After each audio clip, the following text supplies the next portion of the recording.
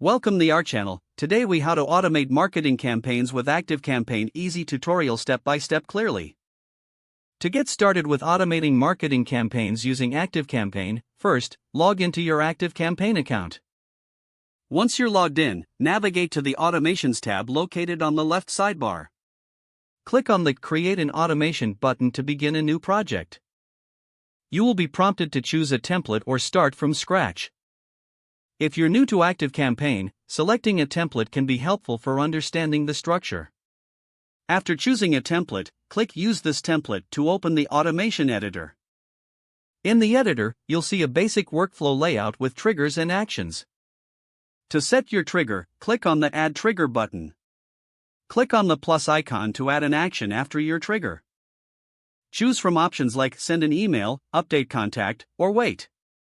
If you select Send an email, you'll need to create a new email or make sure to craft engaging content for the email to maximize responses.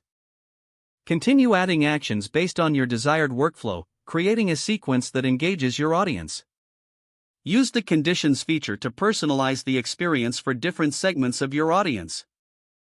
To test your automation, click the Test button in the upper right corner. This lets you preview how the automation will work before going live. After activation, monitor the performance of your automation through the dashboard. Collect data on metrics like open rates and click-through rates to assess effectiveness. With these steps, you're well on your way to streamlining your marketing efforts with ActiveCampaign's automation features. If the page does not load, refresh the browser or try again in a private or incognito window. Make sure you are using the correct email address, then retype it carefully to avoid small typos. If your password is not accepted, use the reset option and create a new strong password you can remember. Check your spam folder for verification or security emails, then complete any requested confirmation steps. Enable two-factor authentication if available to improve account security and reduce unauthorized access risk. After signing in, review your profile details so your contact information and settings are accurate and current.